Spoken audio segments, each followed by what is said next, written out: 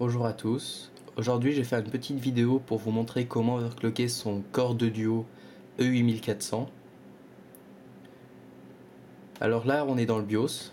Ça va nous permettre de modifier les fréquences et les tensions du processeur. Alors dès le début, pour accéder dans le BIOS, il faut appuyer au démarrage sur Supr jusqu'à arriver dans cette interface très reconnaissable qui est bleue. Alors tout de suite, mettez en français. Là, il y a mon disque dur et mon lecteur de DVD. Alors pour modifier les fréquences, allez dans AI Tweaker. Là-dedans, mettez Overclock Tuner sur manuel. Ratio setting OK sur auto. Alors, pour augmenter la fréquence totale, il va falloir augmenter la fréquence du FSB. Alors moi je veux atteindre... à l'origine mon processeur était à 3 GHz. Donc je vais essayer de le monter à 3,6 GHz pour commencer. Donc pour ça le coefficient maximal est de 9. Donc 3100 divisé par 9 ça va faire 400. Donc on va augmenter tout ça.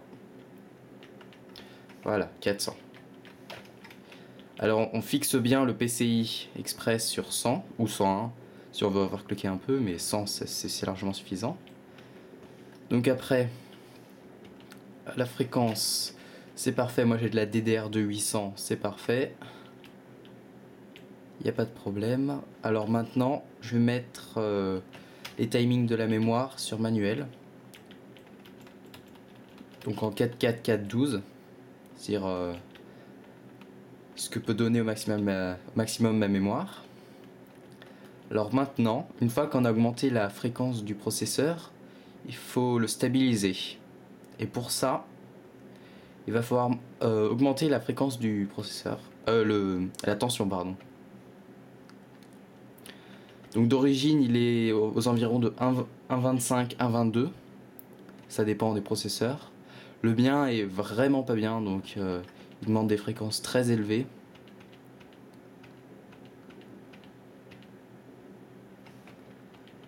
Voilà.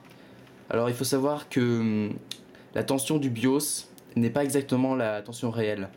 Parce qu'il y a ce qui s'appelle le V-drop qui va faire baisser le voltage d'à peu près 0,03 à 0,1.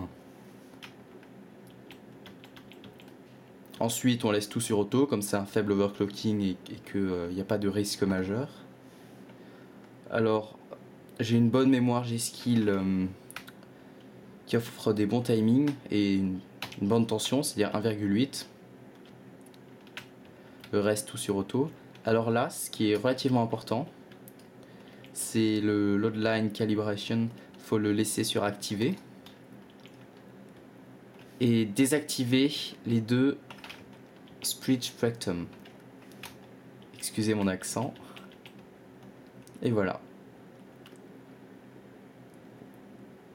On vient de réaliser un overclocking.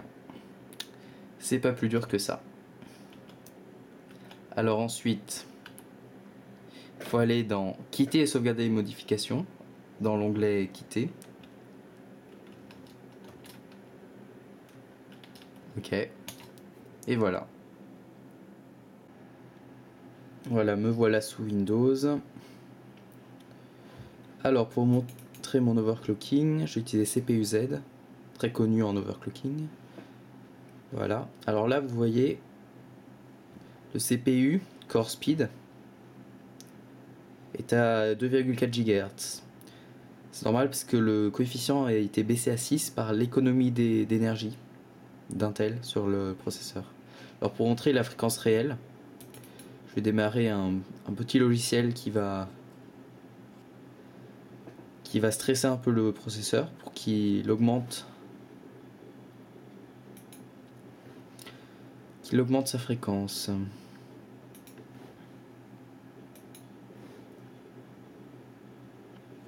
Voilà. Là vous voyez, il est bien à 3,6 GHz à peu près. De plus, ma mémoire, elle est à 400 MHz, c'est-à-dire sa fréquence d'origine. Voilà, j'espère que vous avez aimé cette vidéo.